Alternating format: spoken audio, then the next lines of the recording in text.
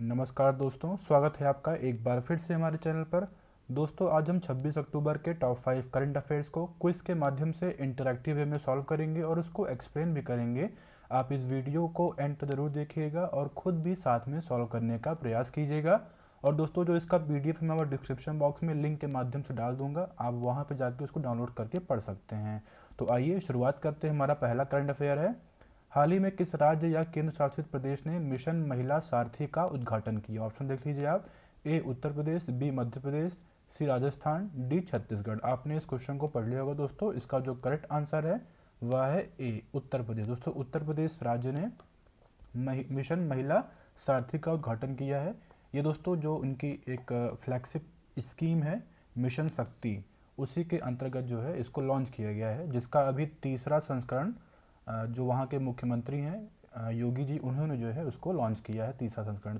ठीक है, अभी 15 अक्टूबर को उसको जो है लॉन्च किया था, तीसरा संस्करण मिशन शक्ति, जिसमें जो है महिलाओं को एक तरीके से महिलाओं को सशक्त करना और उनको जो नए नए जो उनके जो अवसर है वो जो है उनको प्रदान करना, ये मेनली इसका लक्ष्य है।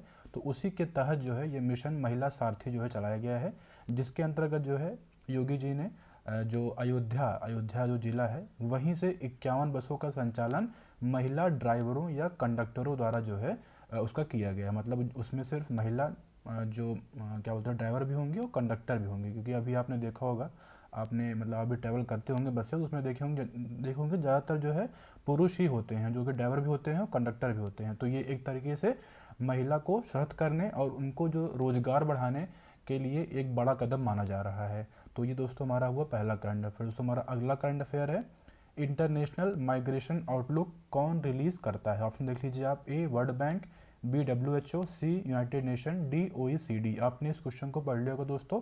इसका जो करेक्ट आंसर है वह है डी OECD। दोस्तों, OECD है क्या? OECD जो है एक संस्था है जिसका फुल फॉर्म है organisation of economic cooperation and development.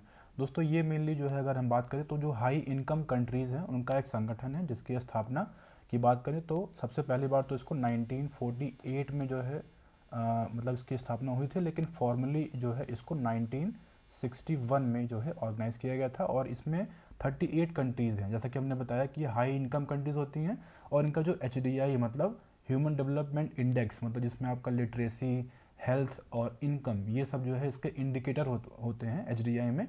तो उसमें जो है काफ़ी टॉप में ये कंट्रीज़ रहती हैं, तो जिसमें 38 कंट्रीज़ हैं। तो उन्हीं के द्वारा ये जो आपका इंटरनेशनल माइग्रेशन आउटलुक है इसको जारी किया गया है, जिसमें ये पाया गया है कि OECD कंट्रीज़ में जो माइग्रेंट्स हैं सबसे ज़्यादा जो है दूसरी साल जो है भारत सबसे ज़्यादा है। मतलब जिसमें अगर हम बात करें तो 0.4 मिलियन मतलब नए माइग्रेंट जो है वहाँ पे OECD कंट्रीज़ में एक तरीके से माइग्रेट किए हुए हैं। तो इसके पहले चाइना था, लेकिन अभी जो है इंडिया जो है उसको सरपास कर दिया है। और उसका ऑब्वियस रीज़न भी है, क्योंकि जानते हैं पॉपुलेशन भी इंडिया का सबसे ज़्यादा है पूरे विश्व में। और जैसा कि हम जानते हैं कि जो एजुकेशन है, जो एम्प्लॉयमेंट है, एक तरीके से जो स्किल डेवलपमेंट है, वो भी जो है इंडियंस का काफ़ी बढ़ा है। तो उसी मतलब कह सकते हैं कि एक अच्छे जॉब अपॉर्चुनिटी के लिए इंडियंस एक तरीके से माइग्रेट कर रहे हैं इन OECD कंट्रीज़ में, जिसका एक महत्वपूर्ण कारण बताया जा रहा है।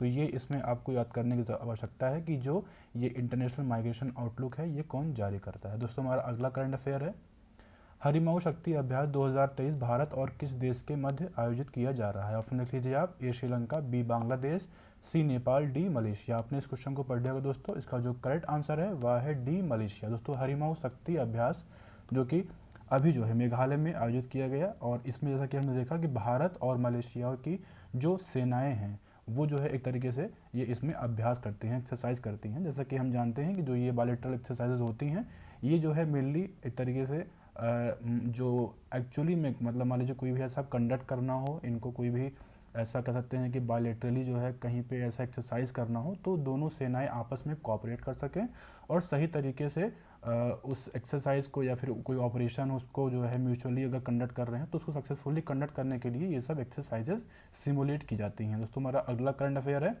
भारत टैक्स 2024 क्या है? ऑप्शन देख लीजिए आप। ए 2024 में भारत द्वारा लागू की जाने वाली नई टैक्स नीति, बी नई दिल्ली और टेक्सास शहरों के बीच समझौता, सी दुनिया का सबसे बड़ा कपड़ा कार्यक्रम, और डी इनमें से कोई नहीं। आपने इस क्वेश्चन को पढ़ लिया होगा दोस्तों। इसका जो करेक्ट आंसर है वह है सी, दुनिया का सबसे बड़ा कपड़ा कार्यक्रम। दोस्तों ये भारत टैक्स, यहाँ देखिए भारत टैक्स 2024 जो टैक्स है दोस्तों, ये टैक्स मतलब क्या है, यहाँ पे ये कोई टैक्स वगैरह नहीं है, बल्कि टैक्स जो है टेक्सटाइल का ये शॉर्ट फॉर्म इसमें लिखा गया है, भारत टैक्स 2024, और जिसको जो है भारत आयोजित करेगा।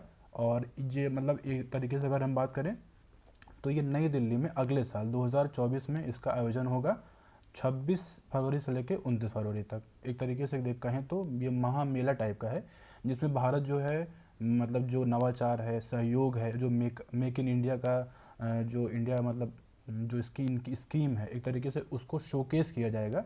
और भारत को एक तरीके से वैश्विक कपड़ा महाशक्ति जो बनाने का जो भारत का एक सपना है वो भी जो है साकार करने का एक तरीके से रूपरेखा इसमें दिखाई जाएगी। इसमें कई देश पार्टिसिपेट भी करेंगे, और इसमें जो भी इंडिया का, जैसा हमने बताया कि जो कपड़े का जो रिच कल्चर है, जो मतलब टेक्सटाइल की बात करेंगे तो उसमें जो है अपना इंडिया जो है इसमें शोकेस करेगा। और ये जो है मेनली कहाँ पर होगा, जो अभी हाल ही में जहाँ पर जो है G20 का सम्मेलन हुआ था, मंडपम और जो यशोभूमि करके है कॉम्प्लेक्स, वहीं पर मेनली जो है इसका आयोजन किया जाएगा। और ये विश्व का सबसे बड़ा, मतलब अगर हम बात करें तो सबसे बड़ा कपड़ा जो है कार्यक्रम माना जा रहा है। दोस्तों हमारा अगला करंट अफेयर है, संयुक्त राष्ट्र दिवस कब मनाया जाता है? ऑप्शन देख लीजिए आप, ए 16 अक्टूबर, बी 24 नवंबर, सी 15 अगस्त, डी 24 अक्टूबर। आपने इस क्वेश्चन को पढ़ लिया होगा दोस्तों। इसका जो करेक्ट आंसर है वह है डी 24 अक्टूबर। दोस्तों 24 अक्टूबर को क्या था, जब दो यूएन, दोस्तों जो ये यूनाइटेड नेशन है, पहले तो ये हम जान लेते हैं ये है क्या, उसके बाद बताते हैं कि 24 अक्टूबर को क्यों मनाया जाता है।